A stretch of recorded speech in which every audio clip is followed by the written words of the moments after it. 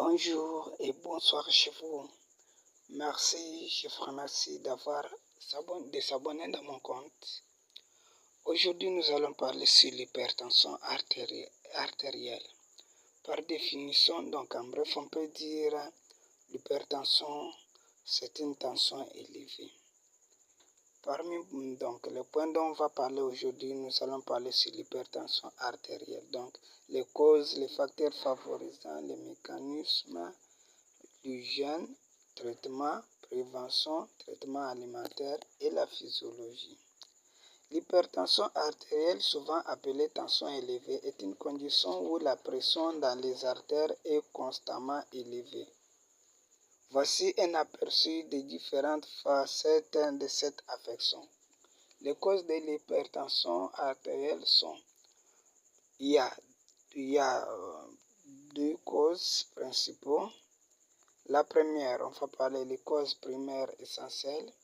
La majorité des cas d'hypertension n'ont pas de causes identifiables peu précises. Ils peuvent être liés à des affections génétiques, à l'âge ou à des habitudes de vie. Oui, comme vous le savez, la vie influence aussi, la génétique aussi, la coutume, tout ça. Secondairement, donc on a parlé primaire. Secondaire, oui, il y en a les causes secondaires. On a parlé que l'hypertension peut être causée par d'autres conditions médicales telles que les maladies rénales, troubles endocriniens comme l'hyperaldostéronisme, apnée du sommeil, médicaments comme les anti-inflammatoires non stéroïdiens. Comme vous le savez, il y en a trop.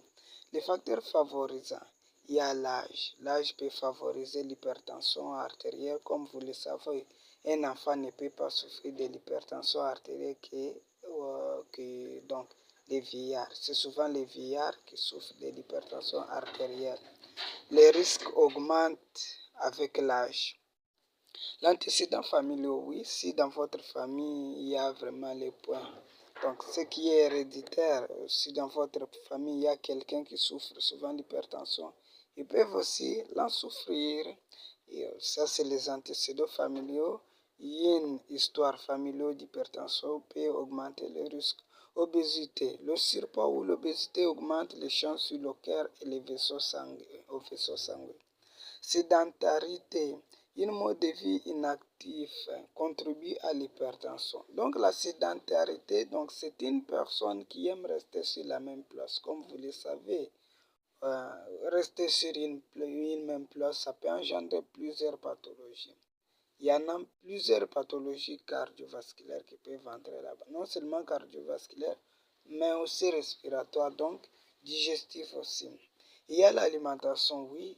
Si vous consommez l'aliment très riche en sodium, ça peut vraiment vous exagérer. L'hyperconsommation des aliments riches en sodium, ça peut engendrer l'hypertension artérielle.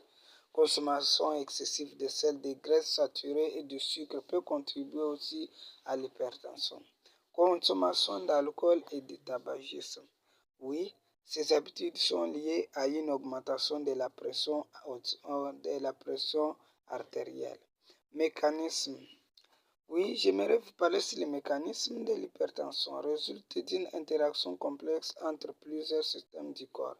Système cardiovasculaire, une augmentation du volume sanguin ou une résistance accrue dans les vaisseaux sanguins entraîne une pression plus élevée. Sur le système rénal, le rein joue le rôle dans la régulation de la pression artérielle en contrôlant les volumes sanguins. Système nerveux autonome, une activation excessive peut également augmenter la pression artérielle.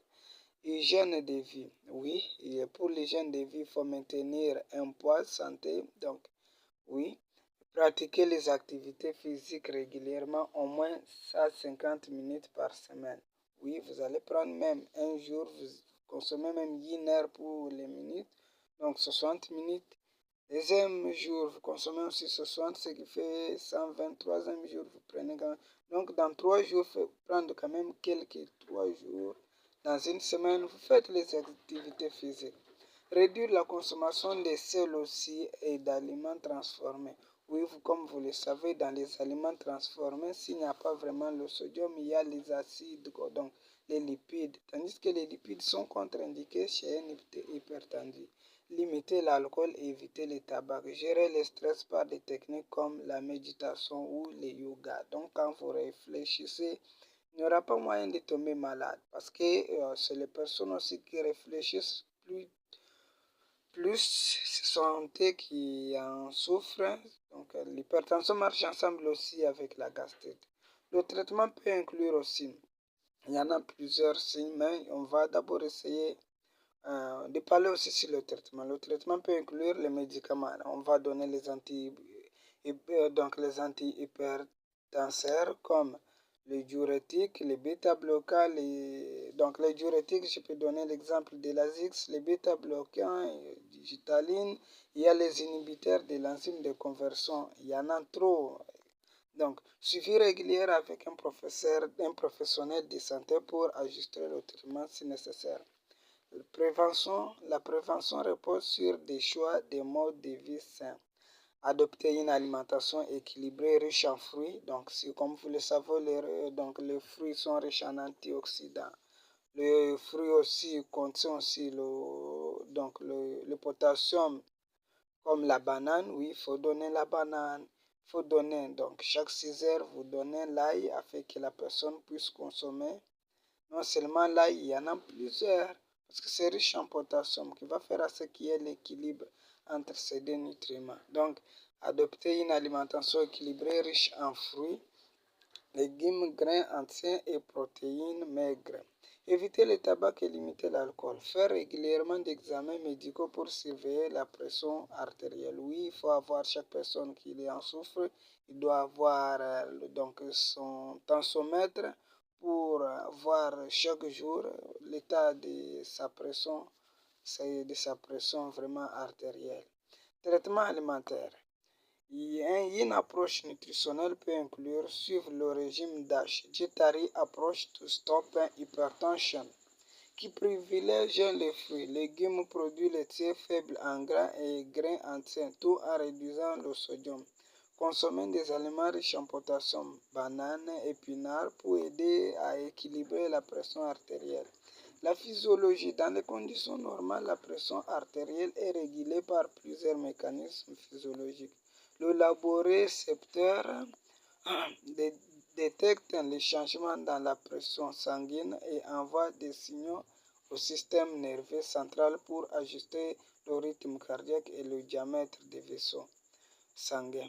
Les reins régulent le volume sanguin en ajustant l'excrétion d'eau et d'électrolytiques.